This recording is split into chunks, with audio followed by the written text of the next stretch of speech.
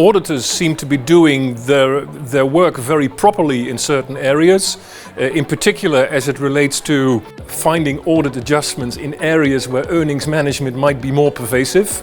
But it also shows that the quality of identifying control weaknesses also depends on the correct finding of those control deficiencies and assessing the severity of those control deficiencies. Two quite complex topics, but I think very good as a starting point for the conference because they relate to day-to-day practice of auditors. Well, I think the biggest problem that academics and practitioners have in communicating with each other is the difference in tacit knowledge. Things that practitioners assume about how the world works, academics don't necessarily understand that, and a lot of the language and the meanings that academics use in conversation every day, when you say it to a practitioner, they don't have the same background and they don't take away the same understanding of it as another academic would. So developing a common vocabulary can only be done according to knowledge transfer theory through close interaction and the transfer of this tacit knowledge so that people come to an agreement on a vocabulary. Especially discussion, real discussion between academics and practitioners is helpful because it starts with understanding each other, and I think what Steve Salterio did in his speech, presentation, is sketching that we even start with not understanding the terminology and especially methodology in research, etc. And that should be taken into account if you have conversations and try to solve problems. You cannot objectively measure audit quality like you can measure the temperature outside.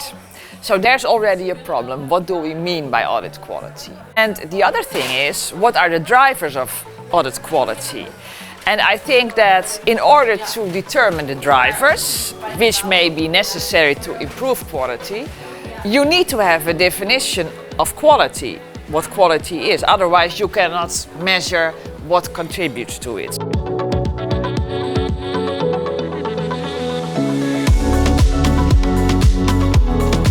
Management plays an active role in identifying controls and in making decisions to use the evidence auditors have given them about their financial statements. And for auditors, that deficiencies in executing the audit can really detract from getting a good outcome and high-quality auditing. It's very much also client-related, right? Because often very much, like one of the people from the audience also said, it's always the auditor where they would first point their finger on, but also the client that really needs to work together with the auditor, open up and help to achieve a high quality audit, right? And this is something which I hope also some clients who are amongst us take with them home. Auditing and audit quality is actually a joint responsibility between the auditee, the client, and the auditor. And when we're talking about audit quality, we mostly focus on the auditor, but actually it's a joint responsibility. So, for example, it's the client who has to deliver pre-audit quality financial statements. But the auditor says whether they are correct or not. But if clients won't listen to the auditor, it's ultimately the client's responsibility to deliver the financial statements. It's a reporting chain and a lot of parties in the chain have a role. And it's not just the auditor that has a role. They have a role to play, an important role to play, but in interaction with the others. And they all have an important role. And if one fails, that can sort of break the chain. And that's different to prior discussions we've had, which was just about what should the auditor do and how should the auditor improve quality. And now it's more about how should the auditor play a role in the whole chain, and how can we make sure that the chain as a whole gets stronger. And that's a nice new angle in this year's conference.